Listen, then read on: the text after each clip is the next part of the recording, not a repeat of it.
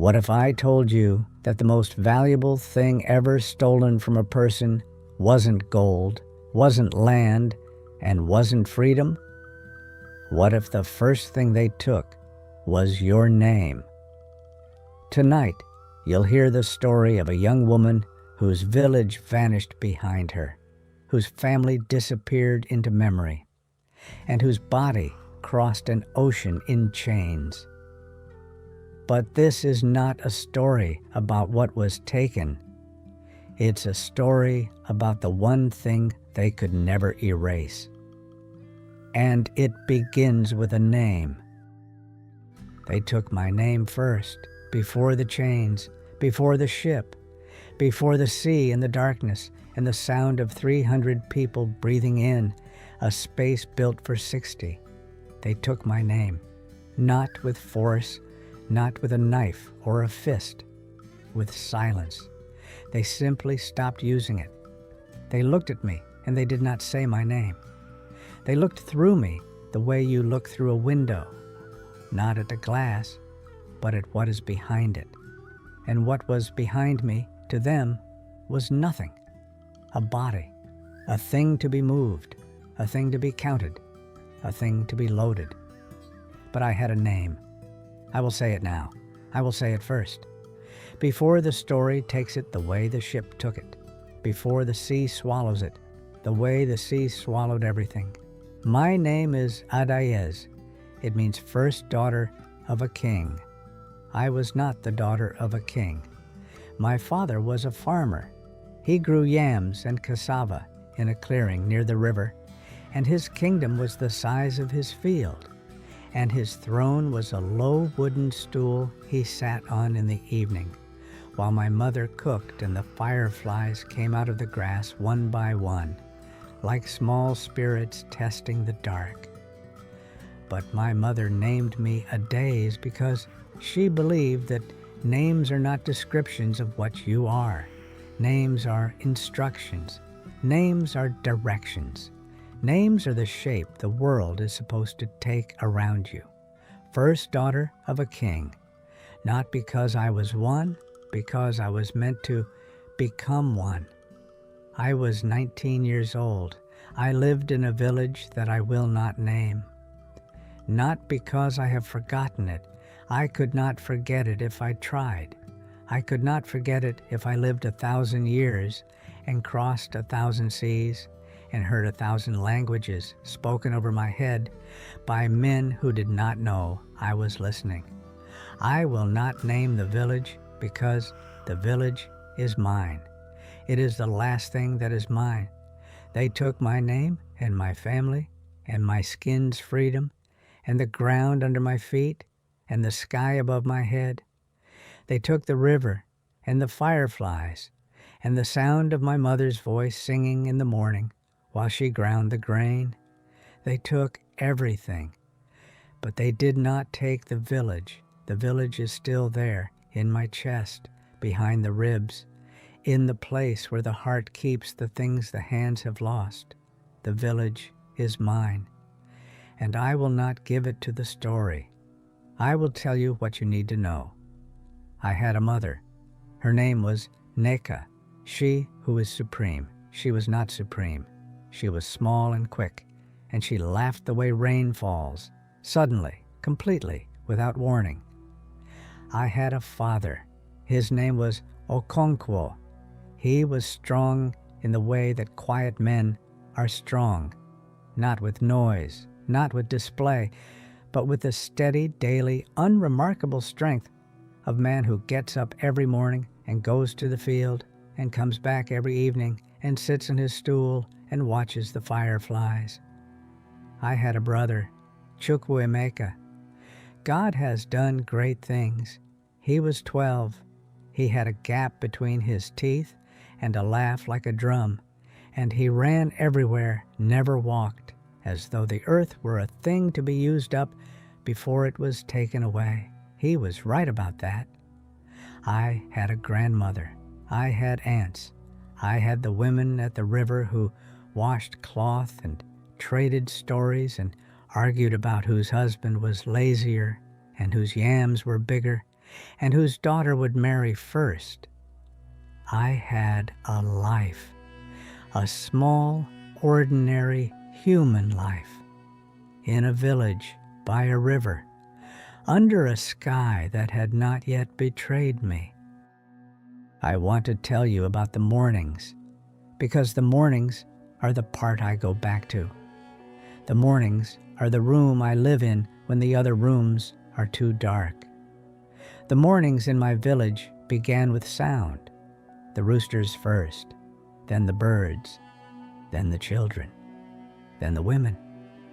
My mother was the first woman in the village to rise every morning. She went to the grinding stone, smooth from generations of grain, and she knelt and she ground. The sound of the grinding was the heartbeat of the morning. Stone against stone, grain between, the cassava breaking down, the white flowers spreading across the surface like snow on dark earth. I would lie on my mat and listen with my eyes closed, the grinding in my ears, the fire through the wall, the mat against my back, and I was safe. I was so safe that I did not know the word for it. Safety was not a concept. It was the air. It was the ground. It was the mother who rose before dawn. Safety was the absence of the knowledge that safety can be taken. The river. Every afternoon, the women went to the river, not just for water, for everything. The river was the women's parliament, the women's market, the women's confessional. They went with baskets and the cloth that needed washing and the gossip that needed sharing. They went in groups. They went talking. The river was brown and wide and slow. The bank was mud and roots and dark green. The women washed. They talked. They argued. They laughed. The laughter, the women's laughter at the river, that is the sound I carry, above all others, sudden, explosive, scandalous. The kind of laughter that bends the body and throws the head back and shows the teeth and does not care who hears. The laughter of women who are free. I did not know it was the laughter of freedom. I thought all laughter was like that. I learned later that there is a different laughter, a quieter laughter, the laughter that looks over its shoulder before it comes out. I learned the difference. I carry both. They came in the dry season. I will not tell you who they were, not because I do not know, because the who does not matter as much as the what. The what was men with guns, men who spoke a language I half understood, men from a neighboring region, men who had been hired or forced or persuaded or bribed to do the thing they did. They came at dawn. The sound of the village waking, the roosters, the children, the smoke from the morning fires, the sound was interrupted. The way a song is interrupted when a hand covers the singer's mouth. One moment, the morning. The next moment, the shouting and the guns. I will not describe what happened in the village. I have described sieges and fires and plagues and floods and the falling of cities and the breaking of flocks. I will not describe this, because what happened in my village was not a siege. It was not a war. It was not a natural disaster. It was a harvest. They harvested us, the way my father harvested yams, efficiently, without sentiment, with the practiced mechanical motions of men doing a job they had done before and would do again. They harvested the young, the strong, the ones whose bodies were worth the cost of feeding on a ship for 2 months. They left the old. They left the very young. They left my grandmother sitting in the doorway of her house, watching them take her grandchildren, her mouth open, no sound coming out, because there is no sound for what she was watching. The human voice has not invented the sound for that. The throat refuses. I was tied, my hands behind my back. A rope, rough, the kind of rope that fishermen use, thick and stiff and smelling of salt and old water. I was tied and I was walked. The word is too gentle. I was moved. I was pushed. I was directed the way cattle are directed, with a stick at the back and a rope at the front. And the understanding communicated not in words, but in the angle of the stick and the tightness of the rope. That stopping was not an option. We walked for days through the forest, through the heat, through the flies and the dust and the silence of the others who were walking with me. 12, 15, 20 of us, a line of bodies connected by rope, each one a person, each one a name, each one a village, each one a mother who was sitting in a doorway with her mouth open. We walked, and with every step, the village got further away, and with every step, the name got quieter. The walk to the coast took many days. We walked through lands I had never seen, through forests that were not my forest, through villages that were not my village, past rivers that were not my river. And in each village we passed through, people watched us. They stood at the edges of the path, and they watched the line of us go by. The ropes, the sticks, the bodies, the bare feet on the red earth. And some of them looked away, and some of them did not. And the ones who did not look away had faces that held too many things at once: pity, fear, relief, shame. Relief that it was us and not them. Shame for the relief. They watched us pass, and we passed, and a red earth held our footprints for a while. And then the wind came, and the footprints were gone. People died on the march, the old ones first, the ones who should not have been taken. A body that looks strong in a village does not always look strong after 3 days of walking in chains without food. They fell, one by one, quietly, a stumble, a slowing, a stopping. And when they stopped, they were left, unlocked from the line, laid beside the path, not buried, not covered, left for the forest, for the animals, for the red earth that would, in time, take them back. I watched a man die on the second day. He was old. His hair was white. He had been walking behind me. I had heard his breathing, slow, difficult, rattling. He fell. I heard the sound of his knees on the earth, a soft sound, the sound of a man kneeling. But he was not praying. He was dying. And the line kept moving, and I kept walking because stopping was not an option. By the time we reached the coast, we were fewer. How many had we lost? I did not count. The captors counted. The captors kept ledgers. The captives endured. Endurance does not need numbers. Endurance needs only the next step, and the next, and the next. The coast. I had never seen the sea. I want you to understand that. I had never seen the sea. I had lived my entire life in the interior. The river was the largest body of water I knew. The river was wide and brown and slow, and the far bank was always visible, and the visible was a kind of safety. The sea had no far bank. The sea went on and on and on, and at the edge of it, where the water met the nothing, the sea and the sky became the same thing, and the sameness was not beauty. The sameness was the end of everything I understood. I stood on the beach, and I looked at the sea, and I felt something I had not felt before, not fear. I had been afraid since the village, not anger.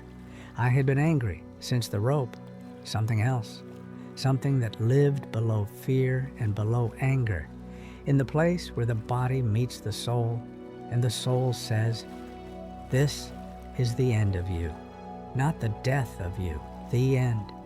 the place where the person you were stops and the thing they are making you into begins. I stood on the beach, and the sea looked back at me, and the sea did not care. The ship. I will tell you about the ship, because the ship is the center of the story. The ship is the room where the story lives. The ship is the place where everything I was before became everything I would be after. The ship was not large. This surprised me. I had expected, I do not know what I expected, something enormous, something worthy of the distance it was about to cross, something that matched the scale of the thing being done to us. The ship was not large. It was made of wood, dark wood, tarred. The tar gave it a smell, bitter, chemical, a smell that would live in my nose for months, and that I would smell in my sleep for years, and that I smell still sometimes when the wind comes from a certain direction and carries with it the memory of the thing I'm trying to describe. It had masts, tall masts with sails that were furled now, tied to the beams with ropes, waiting for the wind. And at the side, an opening, a door in the hull, low, narrow, the kind of opening you have to bend to get through, the kind of opening that is not designed for people, the kind of opening that is designed for cargo. We were taken below, down, into the belly. The belly of the ship was not a room. It was a shelf, a long, flat wooden shelf that ran the length of the hull, with another shelf above it and another below it, each shelf separated from the next by 18 inches, 18 inches of air, of space, of the thing that is supposed to exist between a human body and the thing above it. 18 inches, not enough to sit up, not enough to turn over easily, not enough to breathe without breathing the breath of the person beside you and the person above you and the person below you. 18 inches of life. That is what we were given. I was placed on the lower shelf, on my back, my wrists chained to the person beside me, my ankles chained to the person on my other side. The chains were iron. The iron was cold.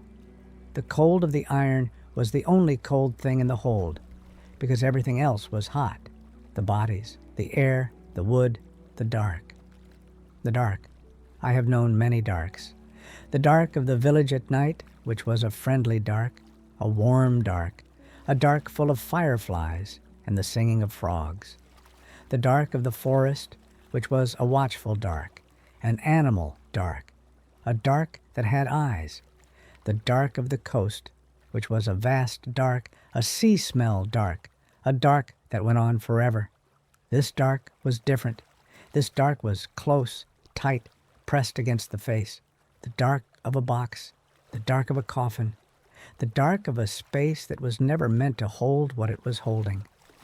And in the dark, the breathing, 300 people breathing, the sound of it, the weight of it, the smell of it, the thick, sour, human smell of 300 bodies that had not been washed and would not be washed, and that were pressed together in a space that was designed by men who had measured the hold in square feet and divided the square feet by the number of bodies and arrived at a number that satisfied the mathematics and ignored the humanity, the mathematics of the ship, the most evil mathematics in history. The ship moved. I felt it before I heard it. A shift, a rocking, the shelf tilting slightly to one side and then the other, and the chains pulling, and the body of the person beside me pressing against mine, and the body of the person on the other side pressing back. The ship was leaving. I did not see it leave. I was below. I was in the dark. I was in the 18 inches. But I felt it, the way you feel the earth move in an earthquake, the way the wine trembled in the cup in Constantinople, the way the floor tilted on the Titanic, The thing beneath you has changed. The ground is no longer ground. The ground is water. And the water is moving, and the water is taking you somewhere you do not want to go. I will not tell you every day. I cannot. The days in the hold did not have edges. They bled into each other. Light, dark, light, dark. But the light was not sunlight, and the dark was not night. The light was the dim glow that came through the grating above us. The grating that separated the hold from the deck, the cargo from the crew. And the dark was the absence of even that. Light, dark, light, dark. The rhythm of the ship, not the rhythm of my days in the village. Roosters and grinding and cooking and river, not the rhythm of the abbey. Bells and prayer and garden and song. The rhythm of the ship was the creak of the timbers and the slap of the water on the hull and the clank of the chains when someone moved, and the moaning. The moaning. I have to tell you about the moaning, and then I am going to stop telling you about it, because the moaning is the sound I hear at night still, and I am tired of hearing it. It was not crying. Crying has a beginning and an end. Crying is something you do and then stop. The moaning did not stop. It was continuous, low, coming from everywhere and nowhere. The sound of 300 people in pain, not sharp pain, not the pain of a wound, but the pain of a body that is lying on wood in chains in its own waste in the dark, and that has been lying there for hours and days, and will be lying there for weeks and months. The moaning was the sound of the body giving up on silence. The moaning was the body's last language. When the mouth could not speak, and the throat could not sing, and the name could not be said, the body moaned, and the moaning said everything. They fed us. I say fed the way you say maintained, the way you say a machine is maintained. Oiled, checked, kept running. They fed us because dead cargo has no value. Twice a day the grating opened, light came in, and hands came down with bowls, metal bowls, dented, containing a substance that was called food, the way the hold was called a room. Rice, sometimes, boiled in salt water, gray, sticky, cold. Yams, sometimes. Not the yams of my father's field. Orange, firm, sweet, with the sugar of the Igbo earth. Different yams, old yams, soft yams. Yams that had been stored in the hold for months and had absorbed the smell of everything around them. We ate, not because the food was good, not because we were hungry, though we were hungry, always hungry, the hunger that lives in the belly and climbs upward into the chest and sits there like a stone. We ate because eating was the only act of the body that was still voluntary. Breathing was involuntary. The heart beating was involuntary. The lying on a shelf in the chains in the dark, that was compulsory. But eating was a choice, a small, pathetic, ridiculous choice, but a choice. The hand reaching for the bowl, the mouth opening, the jaw chewing, the throat swallowing, the body choosing to continue. That was resistance. Not the resistance of the strong, not the resistance of the warrior who fights the chains and is beaten and fights again. The quiet resistance, the body's resistance. The resistance of the cells and the blood and the muscle that says, not yet, not yet. I am not done yet. We ate, and the eating kept us alive. And the keeping alive was the defiance. There were those who refused to eat. I need to tell you about them, because their refusal was its own kind of courage. A courage I did not understand then, a courage I understand now. They closed their mouths. They turned their faces. They pressed their lips together, and they shook their heads. And when the sailors tried to force the food in with their fingers, with a spoon, with a device made of metal that they wedged between the teeth and pried the jaw open, they spat it back. They chose the one choice the ship could not take, the choice to stop, the choice to say, "This body is mine, and if I cannot have it free, I will have it empty, and if I cannot have it on the land, I will have it in the sea, and if I cannot have it in life, I will have it in death." Some of them died from the not eating, from the refusal, from the quiet, terrible, absolute exercise of the only freedom the ship had left them, the freedom to stop. I did not stop. I ate. I do not judge the ones who stopped, and I do not judge myself for eating. We were both right. They were right, because the stopping was a choice, and a choice is a freedom, and a freedom is a thing the ship could not take. And I was right, because the eating was a choice, and a choice is a freedom, and a freedom is a thing the ship could not take. We chose differently. We were both free, in the only way the ship allowed. The woman beside me, I do not know her name. This is the thing that breaks me still. I was chained to her for weeks, her body beside my body, her breathing beside my breathing, her heat beside my heat. We were closer than lovers, closer than mother and child, closer than any two humans should be without the choice of it. And I do not know her name, because we were taken from different villages, because we spoke different languages, because the darkness did not allow the looking that might have led to the speaking, that might have led to the naming. She was there, beside me, for weeks. And I do not know her name. I know the sound of her breathing. I know the rhythm of her heartbeat, which I could feel through the wood when we lay still. I know the shape of her shoulder, which pressed against mine. I know the temperature of her skin, which was hot in the beginning and cooler later and cold at the end. Cold at the end, because she died beside me in the dark, in the 18 inches, and I felt her die the way you feel a candle go out, not with a sound, with a change in the air, a lightening, a lessening, the absence of a warmth that had been there a moment before.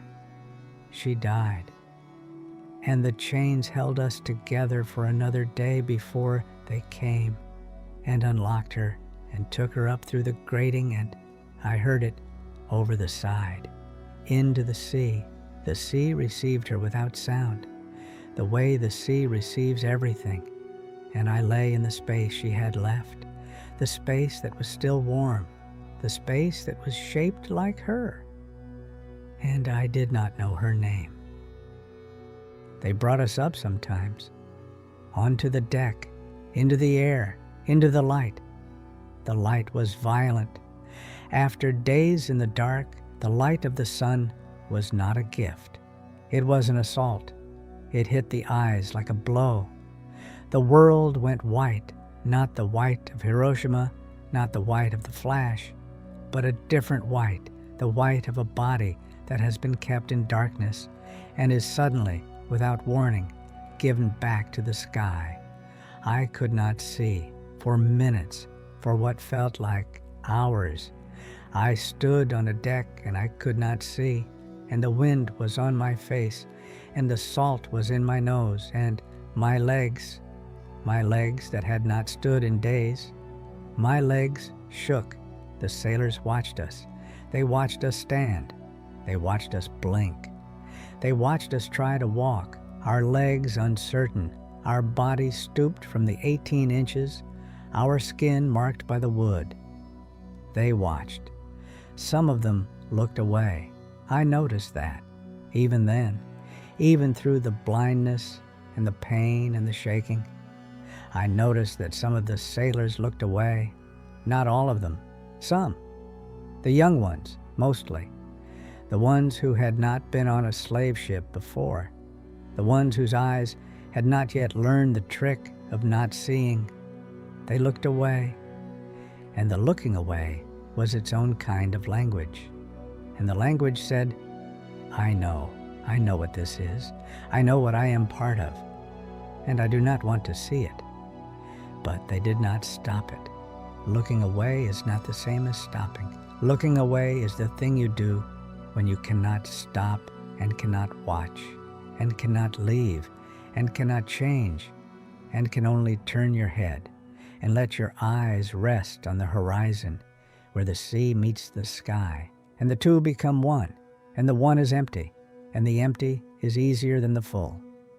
They looked away, and we stood in the light, and the light did not heal us, and we were taken below again.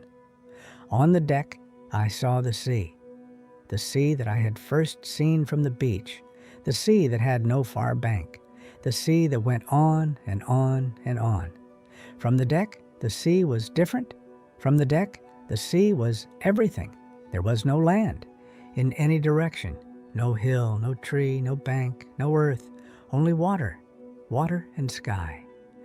Two blues meeting at a line so thin it might not have existed, the line where the world ended and the nothing began, and we were on the nothing. We were on a wooden thing floating on the nothing, and the nothing went in every direction, and the land we had come from was behind us, invisible, gone, and the land we were going to was ahead of us, invisible not yet, and between the two invisibles there was only the water that did not care, the water that carried the ship the way the river had carried the logs my father used to float downstream, without preference, without judgment, without the smallest flicker of awareness that the thing being carried was alive and suffering and had a name.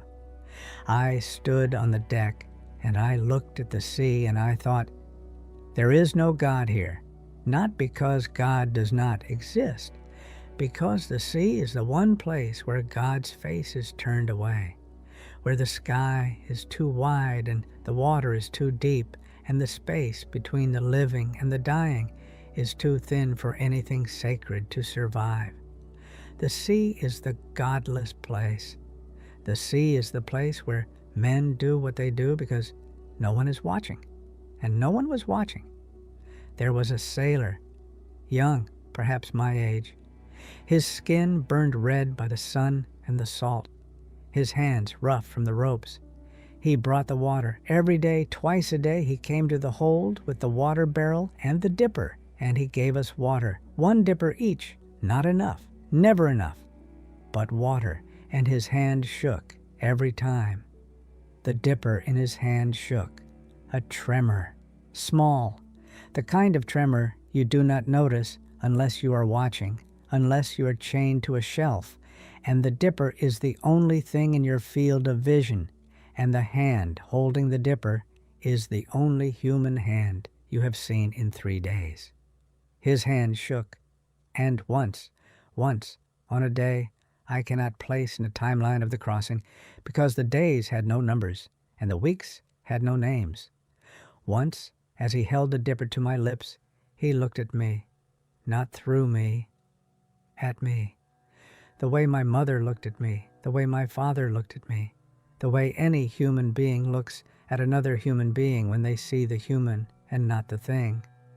He looked at me, and his eyes were wet, and he looked away, quickly, as though the looking had burned him, as though seeing me, seeing the person inside the cargo, was a thing his eyes could not hold for more than a second without breaking.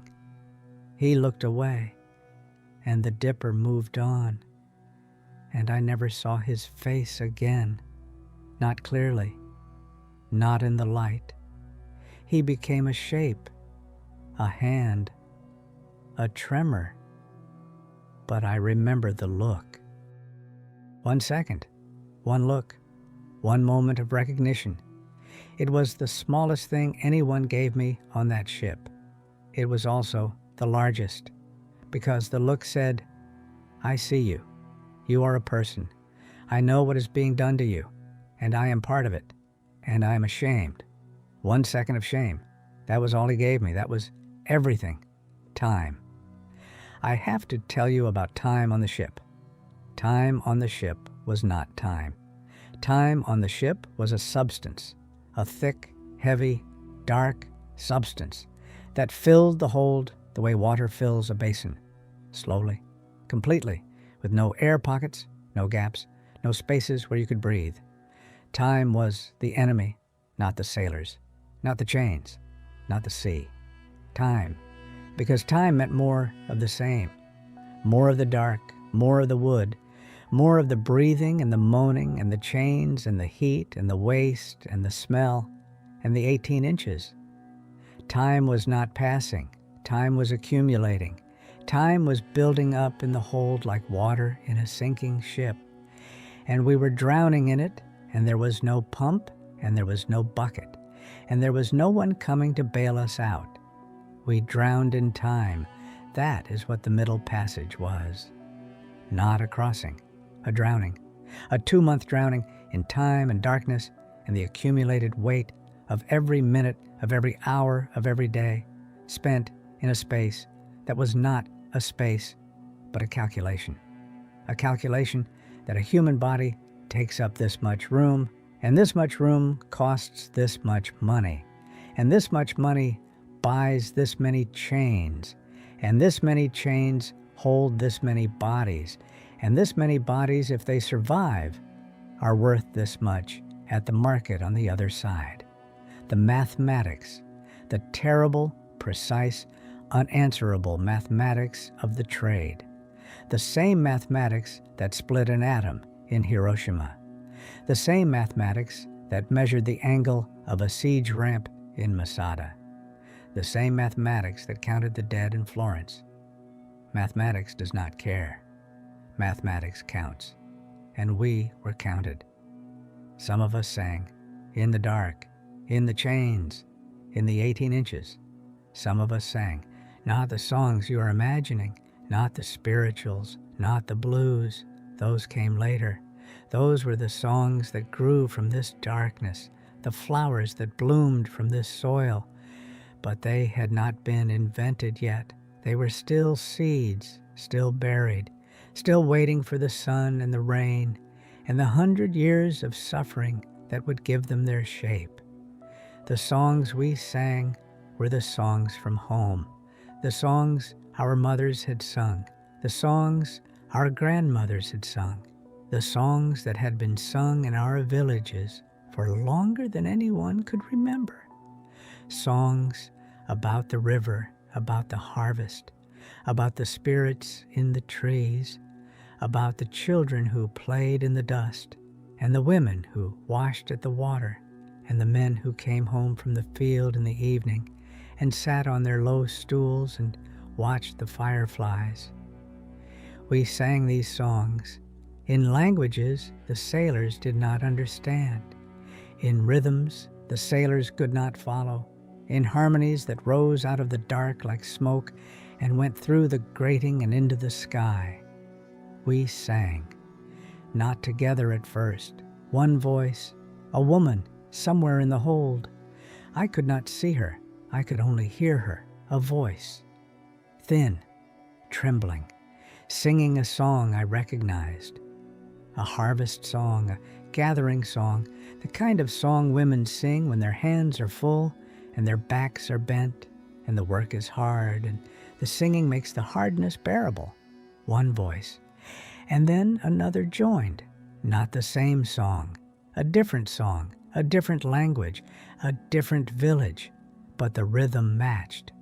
The two songs, in two languages, from two villages, from two women who had never met and would never meet.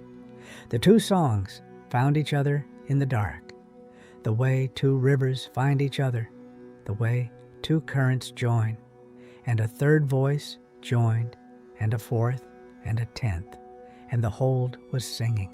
300 voices, 300 songs, 300 villages, 300 rivers, 300 grinding stones, 300 mornings, all of them rising out of the hold in a great tangled braid of sound that was not one song and was not many songs, but was something else, something that had no name, something that was being born in the dark, in the chains, in the 18 inches. Something new was being born from the meeting of all the old things, a music that had never existed before, a music that could only have been made by people who had lost everything except their voices, a music that was grief and defiance and memory and prayer, and the sound of 300 people refusing to become the nothing that the mathematics said they were. The singing filled the hold. The singing went through the grating. The singing reached the deck. And the sailors heard it. And some of them stopped what they were doing. And some of them looked at the grating. And some of them, the young ones, the ones whose eyes had not yet learned the trick, some of them listened. And in the listening was the one thing the ship could not survive: recognition. The recognition that the sound coming through the grating was not the sound of cargo. It was the sound of people. And people sing. And singing is the proof. And the singing was not beautiful. The singing was broken, ragged, off-key. The singing of throats that were dry, and voices that were weak, and bodies that were chained. But it was ours. The singing was ours. The one thing in that hold that could not be chained. The one thing that could go through the grating. The one thing that could reach the sky. They took our names. They took our villages. They took our families. They took our bodies. They did not take the singing. There was a storm. I do not know when. The days had no names. The weeks had no numbers. The storm came the way everything came on the ship, without warning, without explanation, without the courtesy of a reason. The ship began to move differently, not the gentle rocking of the calm sea, a violent, wrenching, throwing motion, the ship climbing waves and falling off them, the hull groaning, the timbers screaming, the water coming through the seams and running across the floor of the hold and mixing with everything that was already on the floor and turning the darkness into a darkness that was also wet. We were thrown in our chains against each other, against the wood. The chains cut into the skin, the wood bruised the bones, the bodies collided, shoulder against shoulder, hip against hip, skull against the shelf above. And the moaning changed. The moaning became screaming, because the storm did not care about the 18 inches. The storm did not respect the mathematics. The storm threw us the way a child throws stones, randomly, violently, without thought.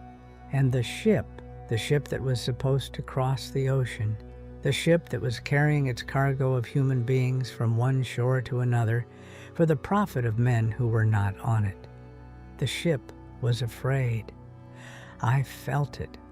I felt the ship fear the storm, the way I had felt the woman beside me die, through the wood, through the hull, a trembling, a hesitation, the hesitation of a thing that is not sure it will hold. The ship was not sure it would hold. And for one moment, one terrible, shameful, liberating moment, I hoped it would not. I hoped the ship would break. I hoped the sea would take it. I hoped the storm would open the hull like a hand opens a nut, and the water would come in, and the chains would pull us down, and the dark would become a different dark, the dark of the bottom, the dark of the sand, the dark where no one counts, and no one measures, and no one divides a human life into 18 inches. I hoped for the breaking.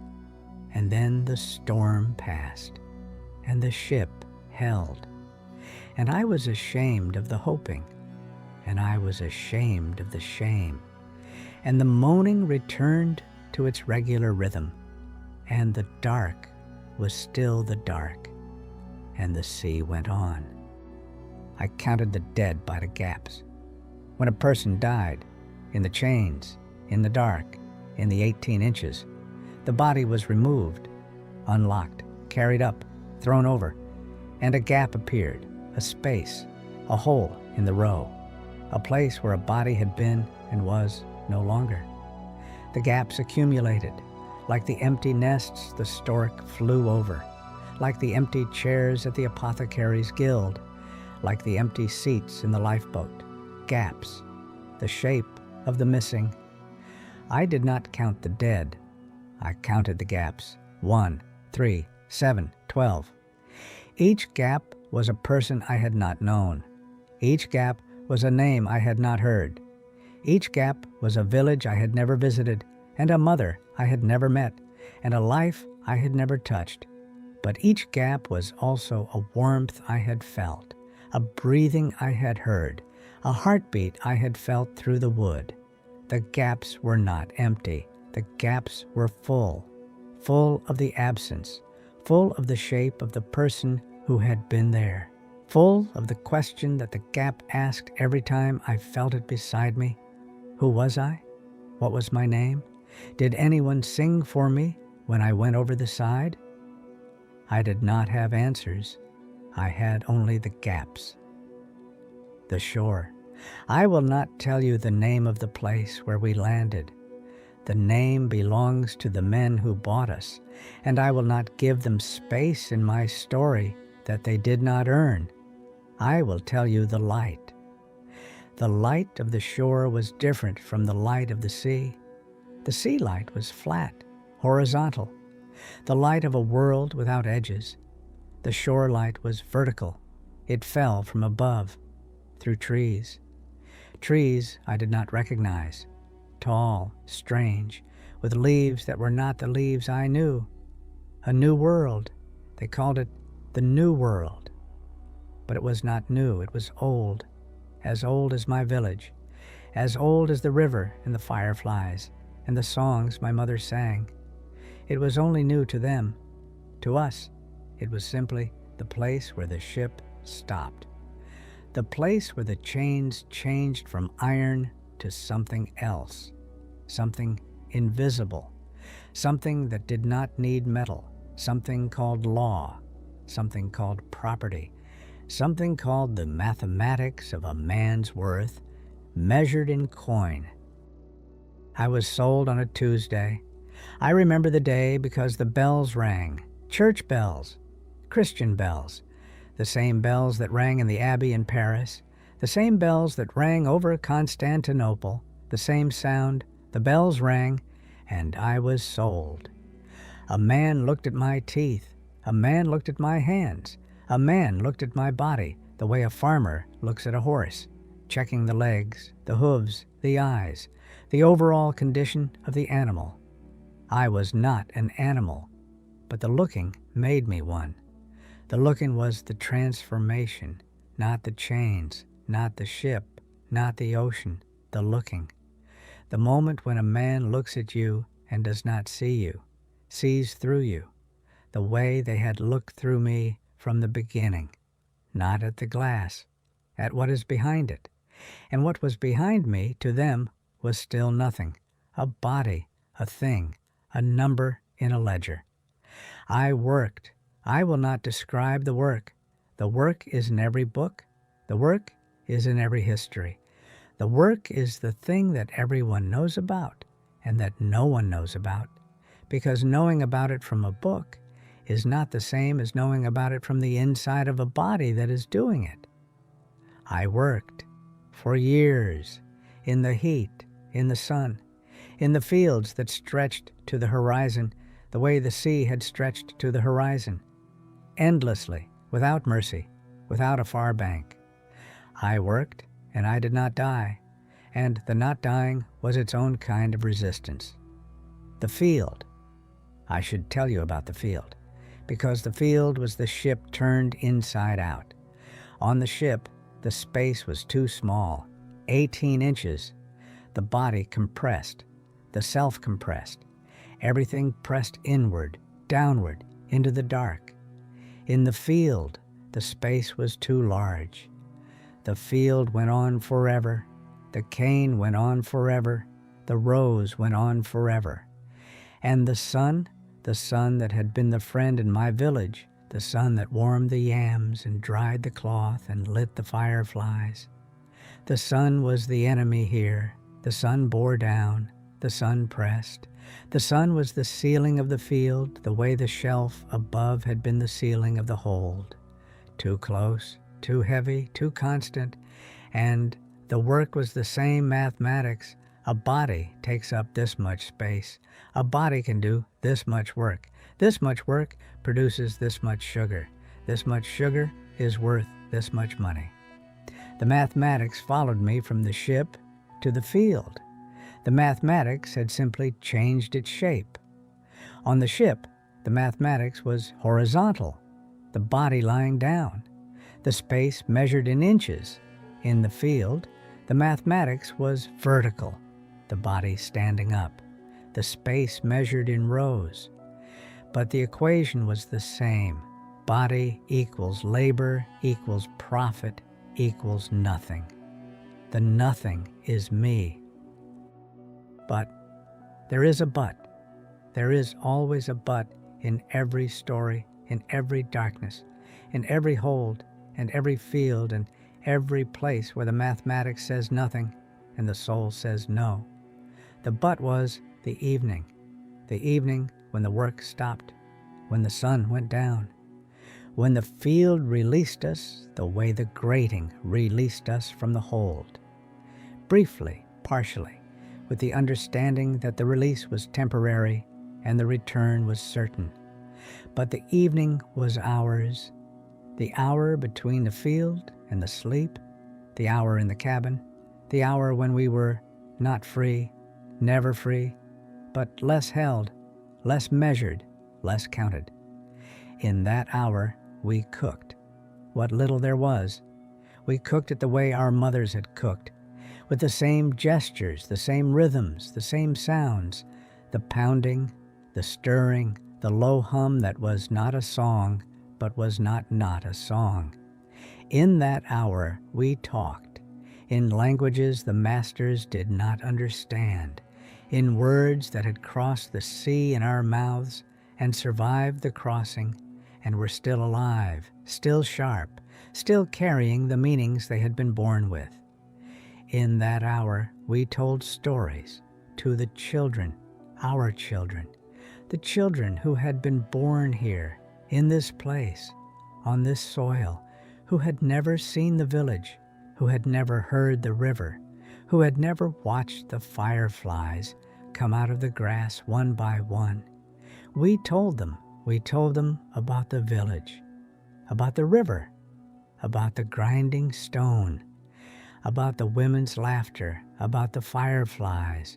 We told them about the names, their names, where the names came from, what the names meant, why the names mattered, because the names were the thread that connected the children to the village, the thread that crossed the sea, the thread that the ship had tried to cut and could not, because the thread was not made of rope or chain or iron. The thread was made of voice, and the voice was ours, and the voice could not be chained. I taught my daughter to grind, not cassava. There was no cassava here, but corn, the coarse yellow corn they gave us. I ground it on a flat stone, not my mother's stone, not the stone that was smooth from generations, but a stone I had found in the yard and had worked with my hands until the surface was almost smooth, almost right, almost the shape of the one I remembered. I ground, and I showed her the angle of the wrist, the pressure of the hand, the circular motion, always circular, never straight, because the circle is the shape of the grinding, and the grinding is the shape of the morning, and the morning is the shape of home. I showed her, And she did it, badly at first, the way all daughters do everything badly at first. The corn scattered, the stone slipped, the flour was uneven, but she did it. And the sound, the stone on stone, grain between sound. The sound filled the cabin, and for one moment, in the evening, in the hour that was ours, the cabin was the village, and the stone was my mother's stone, and the daughter was me, and the morning was coming, and the grinding was the heartbeat, and the heartbeat was the proof that we were still here. I had children, I say that carefully, because the having was not the having you imagine. The having was not choice. The having was not love. The having was the body doing what the body does. And the body does not ask permission. And the children came, and the children were mine, and the children were also not mine, because the law said they belonged to the man who owned their mother. And the law was written by men who had never been owned and could not imagine what it meant to hold a child that was yours and not yours at the same time. I held them anyway. I named them. I gave them names from home, names in the language that the masters did not understand, names that I whispered in the dark, in the cabin, in the 18 inches of space between the sleeping and the waking. I gave them their names the way my mother had given me mine, as instructions, as directions, as the shape the world was supposed to take around them. And the names were seeds, and the seeds went into the soil of this new, old, stolen, beautiful, terrible place. And the seeds grew. I am old now. I am older than anyone I know, older than the mistress of the house, older than the overseer, older than the oldest tree in the yard. My body has given them what it could. 30 years of labor, 3 children, the accumulated strength of a woman who was born beside a river and carried across an ocean and planted in a field and who grew anyway. I sit on the porch in the evening. They let me sit now, not from kindness, from mathematics. An old body has no value. An old body costs more to feed than it produces. An old body is a negative number in a ledger, and a negative number is left alone. So they leave me alone. And the leaving alone is its own kind of freedom, not real freedom. I know the difference. I have always known the difference. Real freedom is the river and the grinding stone and the women's laughter and the ground under your feet that you can call yours because your mother's mother's mother walked on it. This is not real freedom. This is the freedom of being worthless, the freedom of the discarded. But I will take it. I will take it. And I will sit on this porch and I will watch the evening come. The evening comes differently here, not worse, not better, differently. The light goes orange the way it does everywhere because the sun is the same sun. The same sun that set over my village sets over this place. The same light, the same orange, the same slow dying of the day. But the sounds are different. The birds are different, louder, stranger, with songs that do not match the songs I remember.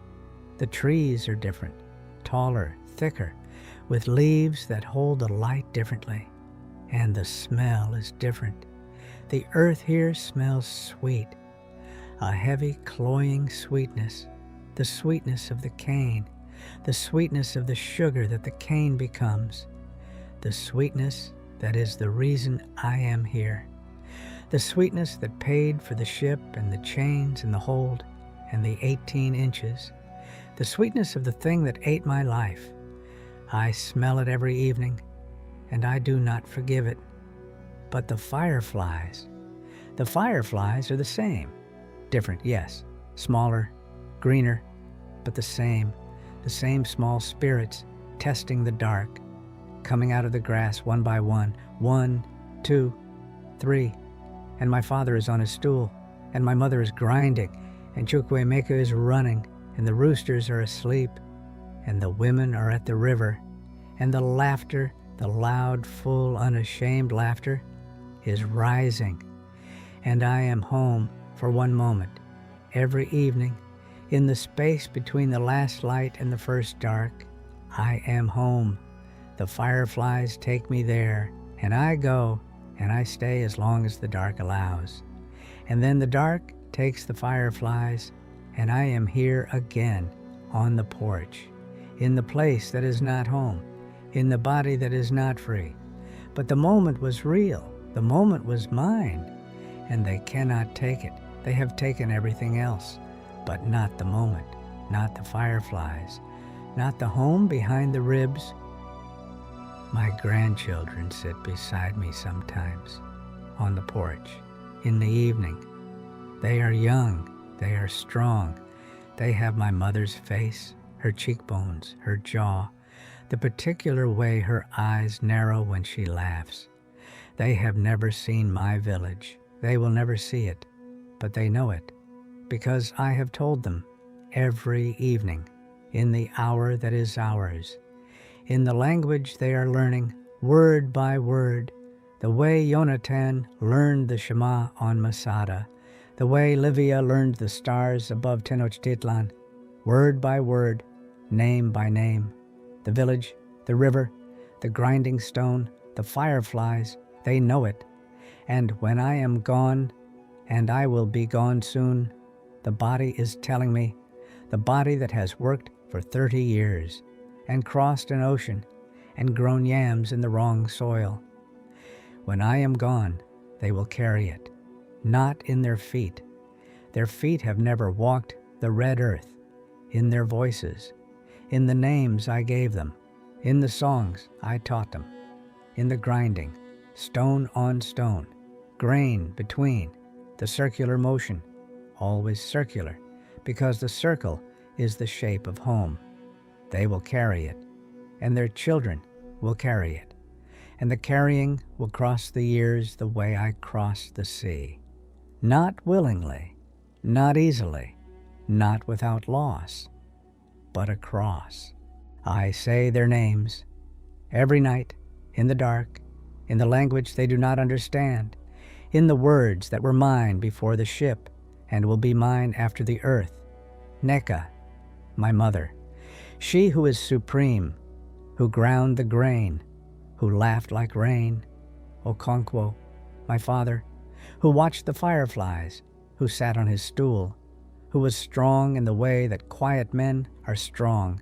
Chukwuemeka, my brother, who ran everywhere, who had a gap between his teeth, who was 12, the woman beside me in the hold, whose name I do not know, whose heartbeat I felt through the wood, who died in the dark, who went over the side, who was in the sea, the ones who sang, in the chains, in the 18 inches, who lifted their broken voices through the grating and into the sky, the ones who did not sing, who could not, whose throats had closed, whose voices had been taken with their names, the gaps, the spaces where the bodies were, the shapes of the missing, my children, whose names I will not say here, whose names are seeds, whose names are growing in this soil, whose names will outlast the chains and the ledgers and the mathematics and the men who counted us. My village, that I will not name, that is mine, that lives behind my ribs, that the ship could not reach, that the sea could not swallow, that the chains could not hold, the grinding stone, that was smooth from generations, that I will never touch again, but that my hands remember, my hands will always remember the angle, the pressure, the circular motion. My hands carry the stone the way my chest carries the village, the river, where the women laughed, where the cloth was washed, where the arguments were settled, where the gossip was traded, where I learned that the laughter of free women is the loudest sound in the world. The fireflies, that come out of the grass one by one, like small spirits, like small promises, like the world saying, even in the dark, even in the place that is not home, even in the body that is not free, even here there is light, small light, green light, the light that does not ask permission, the light that simply appears every evening, one by one, like names being said, like names being remembered, like the dead coming home through the grass. They took my name. That is how I began this story. They took my name. But I have said it, Adaeze, first daughter of a king. I have said it into the dark. I have said it into the wind. I have said it into the soil of this place that is not my home, and that my children will make their home. I have said it, and the saying is the keeping. And the keeping is the resistance. And the resistance is the thing they could not chain. My name is Adaeze, and I remember. And the remembering is the freedom they could not take. And the freedom is the name. And the name is the song. And the song goes through the grating, and through the sky, and home. One last thing. They counted us on the ship, in the ledger, at the market, on the plantation. They counted us the way they counted barrels and bales and bushels, by number, by weight, by the mathematics of profit. They counted us, but they counted wrong. They counted bodies. They should have counted voices, because the bodies, some of them, many of them, too many of them, the bodies did not survive. The bodies went into the sea. The bodies went into the earth. The bodies were spent by the work and the heat and the years. But the voices survived. The voices are still here, in the songs my grandchildren sing, in the rhythms they clap, in the way their feet hit the ground when they dance, a particular way, a way that is not from this place, a way that crossed the ocean in the muscles of women who had danced beside a river in a village that I will not name. The voices survived. The mathematics said nothing. And the voices said no. And the no outlasted the mathematics. The no always outlasts the mathematics, because you can chain a body, but you cannot chain a no.